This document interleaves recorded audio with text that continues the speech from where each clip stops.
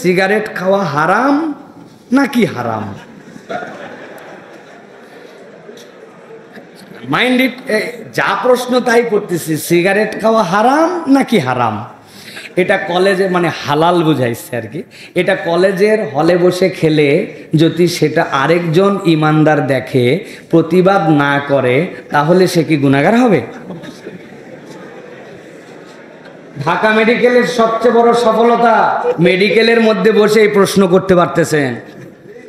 পিরি খাওয়ার প্রশ্ন, আবার হুজুরও বিদায়, প্রশ্নকারীও বিদায়, আয়না ঘর, ঠিক না? প্রিয় ভাইয়েরা, প্রথম কথা হচ্ছে ভাই, সিগারেট কোরআন সুন্নাহর যে নস, নস মানে আল হালালু বাইয়িন ওয়াল হারামু বাইয়িন, হালাল বর্ণিত, হারামও বর্ণিত। সুতরাং সিগারেটুন হারামুন এইরকম করে কোরআন হাদিসে নাই, কিন্তু কোরআন হাদিসের স্পষ্ট বর্ণনা নিয়ে বোঝা যায় আল্লাহ বলেছেন তোমরা নিজেদেরকে ধ্বংসের দিকে ঠেলে দিও না।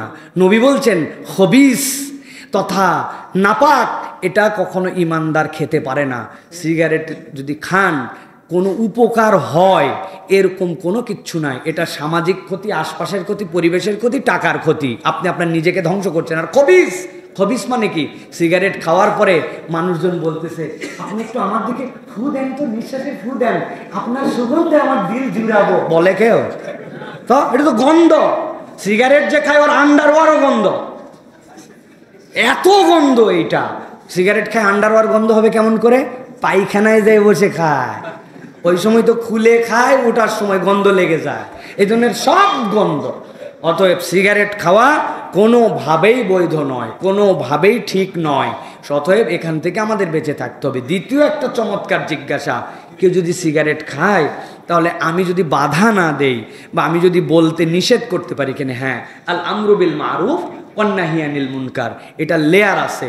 এখন যিনি খাচ্ছেন আপনি যাই বক্সিং লাগাই দিলেন একবার, হ্যাঁ, এটা না, তাকে বুঝাতে হবে যে ভাই আপনি যেটা করছেন। আবার ধরেন যে একজন বড় ভাই 5 জনের মধ্যে আছে, হুট করে আপনি বিরাট জজ বানিয়ে গেছেন জুনিয়র বুঝাতে, উদু ইলা সাবিলি রব্বিকা বিল হিকমাতি ওয়াল মাউইজাতিল হাসানা।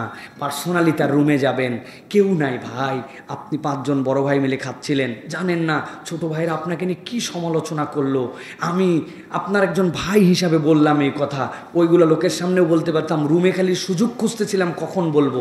ভাই যদি খানও আস্তে আস্তে ঘরের মধ্যে ঢুকায় ফেলেন, আস্তে আস্তে বাদ দেন, বাহিরে খেলে কিন্তু অন্যরকম কথা বলে, ভাই আমি আপনাকে অনেক শ্রদ্ধা করি, ও চিন্তা করবে সত্যি আমার ছোট ভাই মনের কথাটা আমাকে বলছে। সুতরাং বুদ্ধি খাটায় বলতে হবে। নিষেধ করবেন শুধুমাত্র দেখে গেছি আর খালি সৎ কাজের আদেশ করছি, অন্যায় ফিরাই নাই।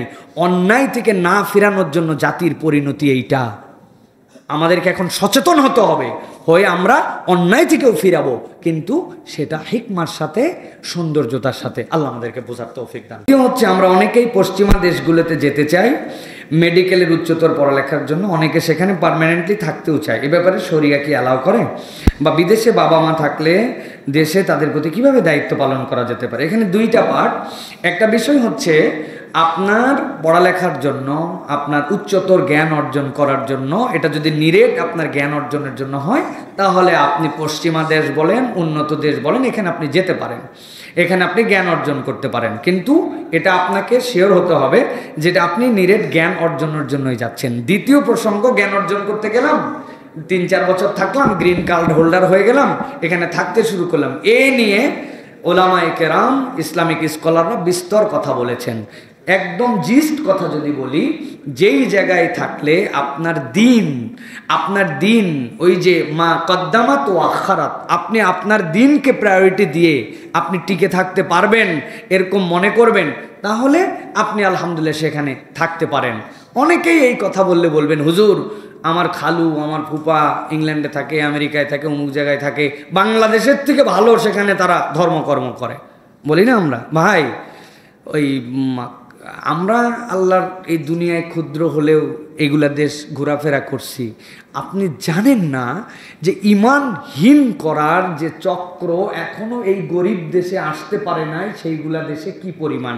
ফর এক্সাম্পল, আপনার একটা বাচ্চা হয়েছে, সে কেজি ক্লাসে যাবে, প্লেতে যাবে, নার্সারিতে যাবে, যখন আপনি স্কুলে ঢুকবেন, you have to say 5 things yes, then you will entrance in school.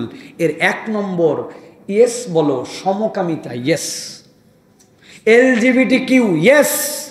আপনি এইটা যদি নো বলেন, স্কুলে আপনি অ্যালাউ হবেন না। তো কেউ যদি সমকামিতা, এই ধরনের নোংরামু, এই ধরনের আল্লাহদ্রোহিতাকে ইয়েস বলে, ঈমান থাকবে? তাহলে আপনি বলতেছেন না, না আমার মতো আছি, কিন্তু অনেক কঠিন। হ্যাঁ, আপনি এগুলো ওভারকাম যদি করতে পারেন, এই দুনিয়াটা পুরাটাই আল্লাহর, অথবা আপনি সেখানে যেতে পারেন। তবে বুঝে সুঝে, নিরেট অর্থ লোভে, নিরেট পকেট ভারী করার জন্য উন্নত জীবন, কত যে উন্নত জীবন। স্যার জাপানের কথা বললেন, জাপানের এ মাথা থেকে ও মাথা গেছি, উন্নত অনেক বলি, কিন্তু ওদের যে হতাশা, পৃথিবীর সবচেয়ে গড় আয়ু, কিন্তু পৃথিবীর সবচেয়ে বেশি আত্মহত্যা কারা করে? পরিবার নাই, কিচ্ছু নাই, হতাশাই শেষ।